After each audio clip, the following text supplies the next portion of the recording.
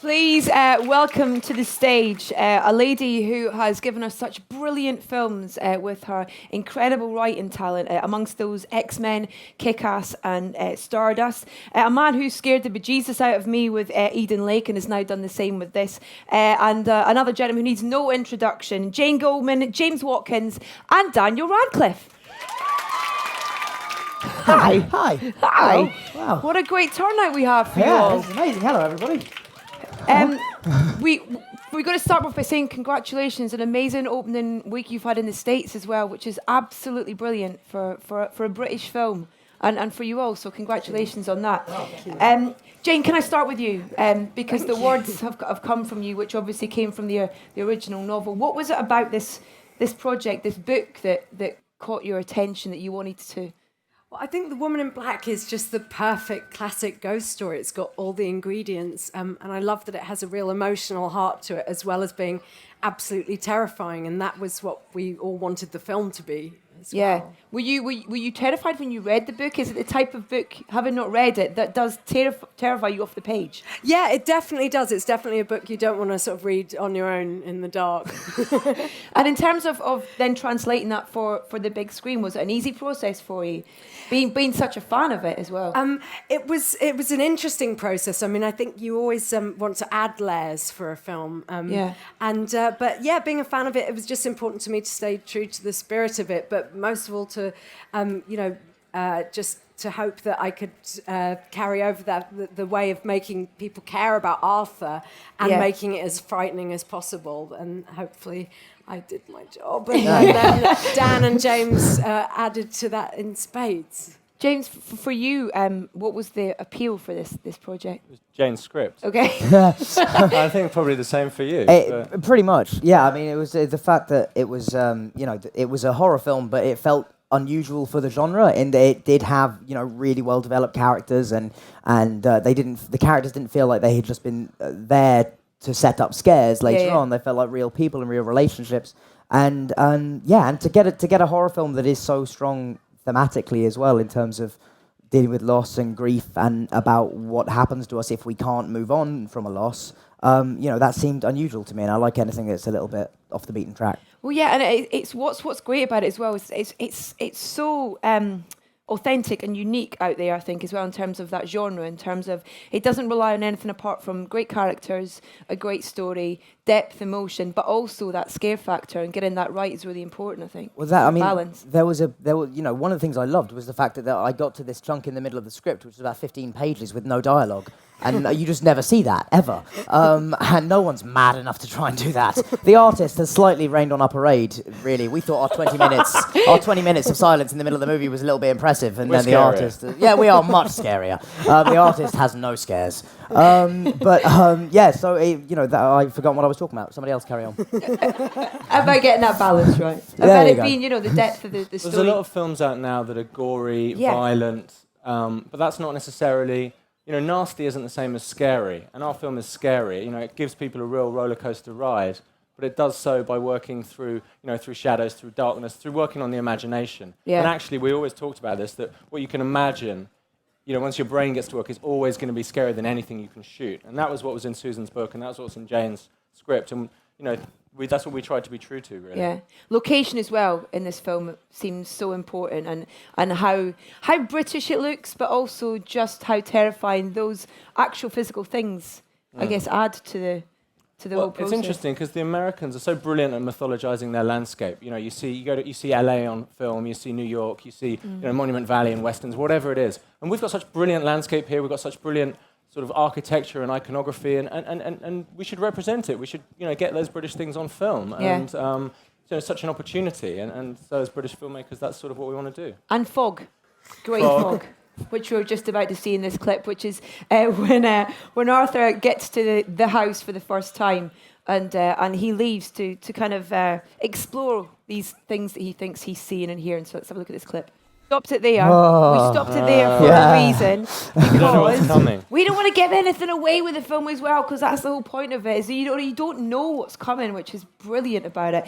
Were you scared on set at any point? I mean, because you were in that house. It looks scary to be in? Cave Quinn, our production designer, it was an amazing set. I mean, when one you can really kind of feel lost in, and really it added to the atmosphere of the scenes, immeasurably to have it be there.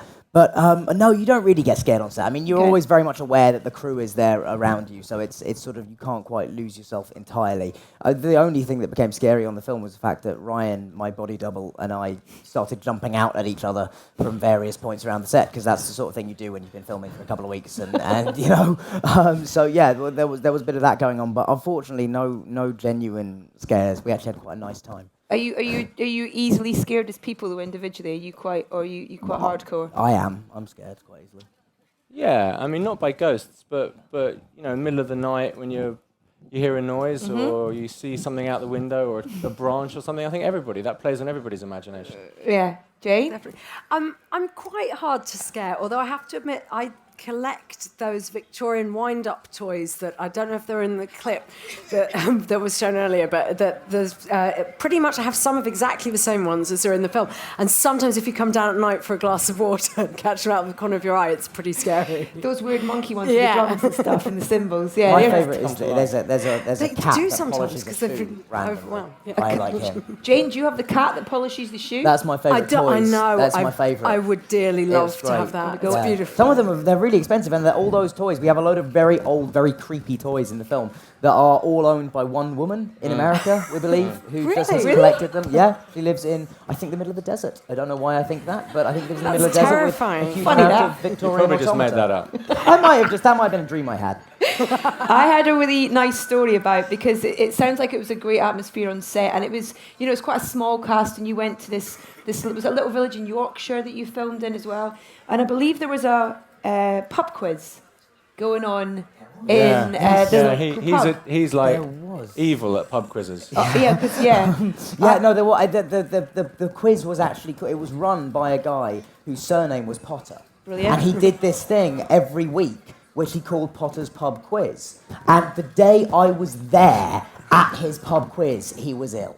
Oh! And he didn't meet, but I came in, and we came I think we came second by half a point. We did really well. He did really, really well. Sean Dooley was excellent as well, actually. We had You won the lucky dip. And I won the lucky dip. And I was like, I won like a cash prize. And I was like, I can't take this. I can't come into their village and leave with their money. But bye, guys, see ya. 20 quid behind the bar, it's yours. That's what I should have done, but I just gave it back and let somebody else spin. But was it a nice atmosphere on set? I mean, it was great. I mean, it was quite funny because for me at least, when we were making this film, there were loads of other really big films going on at the same time. X-Men, Warhorse, Captain America, I think, and Hugo as well. And they were all really long, hard shoots, and all my friends were on them, and they were just going, this is hard. And we were just having a great, kind of really relaxed, when you're smaller, you have to work faster. Yeah. So a lot of those really big films, they sometimes can be a bit lumbering, and they shoot 2, 3, 4 setups a day, and we're shooting 25, 30. So it's a real thrash. So that creates its own energy, and I think people enjoy that, really, don't they? And Jane, are you part of that process? Are you there on set and going through that process with the film as well? I do like to be. Unfortunately, on this project, I was doing X-Men at the same time, but I did, because both were at Pinewood, there were many occasions where I sneaked out of X-Men, because I would much rather have been with these guys on our set here. It was a lot more fun. But Jane was all through the edit. So I was there through the edit, which was, and I wish I could have been there more on set. And it was kind of interesting for me for this film, because I was included in so much more of the process than I've ever been on Potter, because Potter's such a massive machine. Yeah. You don't really get to see all of the moving parts, whereas in this, James had me in meetings with you and Jane really early on about the script, and I watched you in costume fittings and I actually feel like I learned more about direction from watching James than I have in the 10 years, because I was privy to so much more of how things are run kind of day to day, and the kind of decisions you have to make, and also just the way James, the thing I kind of one of the things I love about James is that he uses every opportunity to continue telling the story, be it through makeup or costume, through details and things that kind of bring nuance to characters, and he finds lots of opportunities for those stories to be told. How do you, as a director, build tension I mean, it's not a question you can answer, I guess, immediately and stuff. But in this film, in particular, there's so many different ways that tension builds. Is that an easy thing to achieve, or is that kind of the hardest part, I guess, on a film like this? It's a leap of faith. I mean, I guess the first thing is to say you've got to try and create a character that people believe in and want to go on a journey with. And so that's something that we all work very hard at. So there's a lot of films where, a lot of kind of thriller, slasher, nasty, horror films where the lead characters, they're just fodder. They're just there to be killed, And so we thought if we take our time and it's slow burn and we get to know Dan's character, that's always going to help because people are rooting for him. Yeah. And then when you're building up the horror, we also talked about this. It's kind of like the way I suspect, and I don't do comedy at all, but I suspect it's the way a comedian builds a joke. You work it and you have an idea and you think it works, then you test it out on people and you test it again and refine it and recalibrate it. And there was a lot of that we did. I mean, constantly, you acquire all the material on set, and then in the edit, there's a lot of, we had lots of screenings. We had, really just 3 people in the edit, and then 5, and then a little screening room, and again, and we get friends in and family in, and we just try and, but weirdly for this, we always thought less is more. Yeah. And so that's where the leap of faith really comes in, because you have to kind of be brave and say, look, you get people say, well, we need more of the woman in black, we need more of the woman in black, and we're like, no, actually that's not going to be more scary, it's going to be less scary. Yeah. And just hold it back and let people, let their imaginations go to work. Well, we're going to show another clip right now. I mean, amazing kind of supporting cast as well in this film. Ciaran Hinds, who plays Daly. This is a great little clip with you when you're not quite sure what's going on with the village, and this is when you sort of try and start to work out what's going on. Yes! Fantastic. That's why we do it. I watched that 3 times before we came out, and I still jump out my seat there. That's one of the smaller scares. Yeah, that really is. That's like one of the kind of... That's one of the easy ones early on, really. Dan, I want to ask you about this, because this was obviously the first post-Potter film that we've seen you in, and I guess that was a big decision that you had to make in terms of what you chose to do. I mean, I suppose it was, but... Or did you not think about it like that? The decision was made really easy by Jane's script. Yeah. I mean, it really was. I read it, and I hadn't read anything like it, and I hadn't read anything. It was beautifully written. Like, parts of it, for something with so much stage direction, it was so readable, and I read it so quickly, and it was, parts of it read like a novel. It was wonderful. And when you get something of that quality, and then, I met James a few days later, and we kind of established that our vision of the film was the same as being not just a horror film, but something with real heart and real characters. And not in 3D. And not in 3D. That was the first thing we talked about. It was like, we really don't need to. If any film doesn't need 3D, it's this one. But so yeah, and so once I'd read it, I knew that I wanted to be a part of it. I wanted to be a part of telling that story, and I feel incredibly fortunate that this came along when it did. And I always knew that I wanted to do something straight away after finishing Potter, because otherwise I would have just gone crazy. And I'm so glad that this came along, and it was. I just feel incredibly lucky to have been a part of it. I want to ask about the Hammer thing as well, because obviously this is part of the whole relaunch of Hammer and stuff. Did that? I don't know. Did it add anything to the film? I mean, did it make it feel? Or it's a nice association. Yeah. It's a classic British horror brand. Yeah. But I wouldn't have done the film simply because it's Hammer. I did the film because it was Jane's script. Yeah. I mean, for me as well, it's as somebody who's been a part of the British film industry kind of all their life. I mean, as have James and Jane, but I did take, and also having worked with so many people whose fathers and mothers worked on the original Hammer movies, as I have, wow. It is a source of pride to be involved in the resurgence of the studio. But the film is first and foremost, it is a James Watkins film rather than a Hammer film. But there are certain moments where we're mindful of certain traditions, aren't we? Yeah, I think Hammer fans will be quite pleased with this film. Of fans of classic Hammer. It feels like an introduction to a whole new generation to a great legacy, I guess, that's already there in British film. And if nothing else, hopefully, if they love this, they'll maybe go back and look at some of those fantastic old. Not all of them, though. Hopefully, not all of them. That's the thing. People never talk about the later stage. There are some they should maybe avoid. Hopefully. Yeah. I'd like to throw out to the audience, if that's okay, for some questions, because we've got such a huge audience here today. This is the hardest part of where we start. So I've got a gentleman there with a microphone. Someone over here who wants to ask a question, raise your hand. Just behind you. Please tell me your name as well before you ask the question. Hi, I'm Yasmin from Brazil. And then my questions for you, I'd like to know, now you tried a horror movie. What's your next step? What kind of movie you have on your goal list? Well, I'm playing the next film I'm doing is a movie called Kill Your Darlings, which is about it's a comedy, as you can all tell. I'm playing a 19-year-old Allen Ginsberg in a film about a murder that formed the Beat Generation. It's an amazing story. It's a true story, which not a lot of people know. We start filming in March, so that's next. So I'm not looking past that one at the moment, to be honest. That's a big enough challenge. Do you know who your fellow poets are yet? I know who two of them are. I know that Jack Kerouac is being played by Jack Houston. Yeah. I don't know if anybody watches Boardwalk Empire, but he's the chap with the face mask. Yeah. Thing. He's much better looking, obviously, in real life. Lizzie Olsen is playing Edie Parker, Jack Kerouac's wife or partner at the time, and young guy called Dane DeHaan.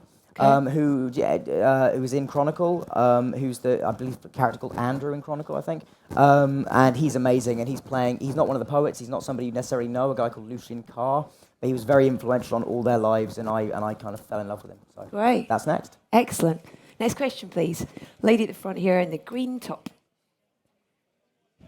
This question's for Daniel, too. What would you say was the most difficult part in your role for The Woman in Black? There is a scene towards the end of the film where I am recovering something from a marsh, from this kind of muddy pit, for which they dug a sort of 10-foot long, 5-foot wide, 5-foot deep pit and filled it with what looks like mud. Is actually kind of like kids' TV show type gunge, sort of thing you get your own back. If anyone remembers that. But brown. And then that was there was 2 days in that. It's not always pretty, but that's what I was being paid for. And at the moment when you're filming a scene like that, you just kind of keep thinking, it's going to look great in the film, and that those thoughts can sort of keep you warm. 2 days. 2 days necessary, James? Really? 2 days? They weren't. I think it might have been 3. It was freezing as well. What he didn't say is how cold it was. I mean, we had a medic on set for hypothermia because it was Wow. really properly cold, and he had to come out, and we had a heat room, and we had hot drinks and all sorts of stuff because it wasn't nice. It's not really something you can practice for either, is it? Well, I have, though, for 10 years, so it's sort of, Keeping useful then. It was actually fun. There was one moment when I was very much aware that I wanted to come up looking like the scene in Apocalypse Now, and the first time I did it, I looked more like Al Jolson. For anyone who gets that. Let's ask the next question. We'll work our way across. Lady in the middle there. So this is directed in general, but when you put so much work, so much time into your work, does it ever come home with you? Like, because this is a horror story, are you ever at home and looking in the mirror and go, wow, or what are those things? Weirdly, actually, we had one time when we were shooting at night, when we were doing the night shoot at the railway station, and I got home one night, and it must have been about 4 a.m. I was having a cup of tea downstairs, and you're kind of all quite buzzed after filming, and it's hard to sleep, and I don't know, weirdly, like the postman came really early in the morning around the side door, and this face just appeared at the window, and I properly jumped some more. Yeah. Yeah. The only thing, not particularly, but there was, in terms of your work following you home, when they were showing us the posters for the concept posters for America for this film, I don't think the poster's out here, but there's a poster in America that's literally, it's a photograph of 2 children with their eyes scratched out in sort of sepia, and it says, "What did they see?" And I got up one night and somebody brought this round to my house to show me, and it was just in my apartment, and I jumped about a mile into the air when I walked across the room and saw these 2 eyeless children staring at me. But you had, in the film, your son is played by your godson. My godson, yes, my real life godson, because obviously people have spent the best part of 10 years seeing me in a schoolboy outfit, so I thought it might be a bit of a leap for people to then see me as a father. And one of the things that I thought, and James and I talked about as something that would really help that, is if the relationship between my son and I feels real, and we auditioned sort of 5 or 6 boys, and some of them were possibly they were slightly older and were maybe more accomplished actors than Misha, but there was really no substitute for having a natural chemistry there with him. So that, and it really helped. It helped me in the film, and it certainly helped him. And what I didn't realize at the time that we were filming was he's actually very good. Like, he's given a really good performance. He's really good in the movie. So I was very pleased to see that when I finally saw it. Yeah, don't do it. Too young yet. Too young. You're too young. Don't do it yet. Yeah, I didn't say that to him. His mum's a theatre director, so she can put him on the right path. Quite right. Okay, next question, please. Lady just there. Hi, this question's for Daniel. After working on Broadway, I was just curious how that influenced your work back onto film, and if you took anything from that experience with you to work on this movie. Well, I haven't worked yet since I did Broadway, because this was done before I did How to Succeed. We filmed this at the beginning, at the end of the year before last. So it was, I don't know what year we're in now, so I can't possibly hope to work that out. But it was, so I was actually doing dance rehearsals like in my hotel room when I went back after filming this at night, and so yeah, it's been the other way around. But I'm actually really looking forward to it, especially doing having done a comedy on Broadway and having had being sent out there every night with a mission to entertain and make people laugh. It's kind of a gift as an actor. Like, it's just the most fun feeling in the world. So I'm curious to see what effect that has.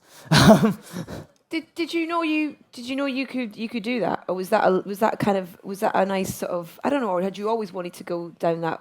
The kind of musical theatre. Yeah. I'd always loved musicals because my mum and dad, I grew up with them just on in the car all the time. So I'd always really enjoyed them, and I hadn't thought it would be something I would do until a lot later in my career, perhaps. But it happened now, and it came along at the right time, and I learned to dance for it, and I never would have learned to dance if I hadn't had to do that, and I enjoy singing, and so yeah, it was I wouldn't say I knew I could do it at all, but I definitely wanted to at some point. Yeah. I never thought I'd dance. I never ever thought I'd dance. That I was like, I said to the director of the show, I said, singing, I'm having lessons, acting, well, that's fine, but the dancing will never happen. Get rid of the idea from your mind, it won't happen. And there we go. Yeah, 2 weeks later, I was wrong. Leg warmers were on. Pineapple, here we go. Next question, please. Where's the microphone? Let's get just the lady beside you would be great. Thank you. Hi, this is a general question. What's your first reaction to seeing a film after working on it for so long, especially something like this? Are you still scared? Because I've seen that advert so many times and I still manage to scream. Do you, I don't know, do you expect it exactly how you thought it was going to be, or not just this film, any film, especially with Daniel, with Harry Potter, I don't know, what did Voldemort look like on set? Well, no, I mean, in terms of that stuff, it's always amazing because you always go, wow, that looks so much better now. But yeah, I mean, it's always strange seeing a film for the first time. There's so much else that you're looking at. You're not really focused on the story. You don't watch it as an audience member. You're picking it apart basically, and me a lot less so than you. I mean, you just tear everything you do to pieces, presumably as a first process. But I mean, yeah, it's odd. There were some things that had gone into the film which I didn't know about, which really did scare me. The window moment from the trailer, actually, I didn't know about. I don't think I'd heard. It's terrifying. Yeah, no, it's really scary. And there's another moment which you'll enjoy. And if you like that one, but yeah, it is kind of always slightly odd, I think, seeing it for the first time. Yeah, I mean, I've seen it thousands of times, so all through the process, and so has Jane. So you don't have that distance, I suppose. I think it stops scaring you, but the nicest thing is watching it with an audience, and that's always the most surprising and thrilling. You time the jumps, don't you? Yeah, you count. Sit and count, and you just sort of go, it's gonna come, and then that's good. I mean, there's nothing more gratifying than watching an audience being totally scared out of their minds. That makes me sound a bit sick. No, I'm with you, totally. I do always pick the frailest looking member of the audience and just watch them for the entire show. Yeah. No, I'm sure it wouldn't be you. I can find frailer than you. But yeah, no, it is actually, it is very good fun. What no one tells you about doing a horror film, though, is that you don't actually judge how scary it is by the screams. You judge it by how loud and long the nervous laughter after the scream is, that's what's great, because in that moment of fear, you become totally unself-conscious and you make a silly face or jump or do something, and everyone kind of sees that happen and sort of just laughs at each other afterwards. Oh, won't be silly, we were just scared by that film. But but it's a lovely thing watching it with a crowd. That must be kind of really gratifying watching it with that crowd and seeing you've scared the bejesus out of people, seeing what they've done. Yes, another one jumped out of their seat. Yeah, popcorn everywhere. Let's get another question, please. This gentleman here, then let's have another one from over here. Hello. Hi, my name is Derek. Hi, Derek. Daniel, you mentioned what you're working on next. I was wondering what James and Jane are working on next. I've got sort of the usual story. I've got 2 or 3 things circling. I've got a project in the States. I've got a couple of projects here. And it's all going to be about who gives me the money, basically. Show me the money, basically. I like it. Jane? I'm working on 2 projects at the moment. One's a fantasy film that the script is being overseen by Tim Burton, which is very, very exciting. Wow. And it's an adaptation of a book called Miss Peregrine's Home for Peculiar Children. And the other one's an awesome sci-fi movie based on an awesome comic called Non-Player. Okay. What can I ask about Kick-Ass? You can. What is? I mean, that film was just incredible. Oh, thank you. Are we going to get another one? I Please, want to can know we the have answer to another this one? as well. Oh man, there might be a Kick-Ass 2, but I'm not sure if myself or Matthew Vaughn would be coming back in our previous roles. Hit Girl Offshoot? Something? It was amazing. I don't know. I mean, there may well be one, but I think someone else will write and direct. Okay. But I would like to see that too. Okay, good. I'm afraid this is the last question, so whoever raises... She's been desperate. Okay, go on, Dan. He picked it, yes! See, I hate... This is my worst part of the job. The lady over there. Where are you from? What's your name? Hi, my name is Anna. I live here in London. First of all, thank you. And just thank you for the past 10 years, because I've been a huge fan since forever. I'm curious, how did you prepare for the role? Because there's the play, there's the book. Did that take part in what you're preparing? I stayed away from. Obviously, I read the book as soon as I read the script because I knew I'd be meeting James and wanted to talk about it and wanted to be able to have an opinion. But really, my research into this, it was really about kind of getting into Arthur's head and learning a bit about how he has been affected by the loss of his wife. I mean, I spoke to a bereavement counsellor for a couple of hours just to kind of get an idea of what his relationship would have been like with his son, given that his wife died during childbirth. And actually, I spoke to a couple of friends about depression, and one of the things they said which really struck me was that how physically exhausting it is, and so that's kind of where I started with Arthur, was that just from the first moment you see him, he is physically and mentally at the end of his tether, and kind of is just putting one foot in front of the other and doing nothing more than existing, really. And so then it was that was, I suppose, how I kind of prepared for this, and just tried to and worked with and just stuck very close to James in terms of unlearning a couple of habits. Also, I think one of the things about, Dan has got a lot of energy, he's a very high energy guy, and Arthur is very damped down. He's shut down by grief, and Dan worked fantastically hard to shift and morph himself into that role, and I'm really proud of what he's done. Thank you so much for Thank your you, time. guys. Thank you, and thank you so much for everyone being here for your questions. Yeah, thank you very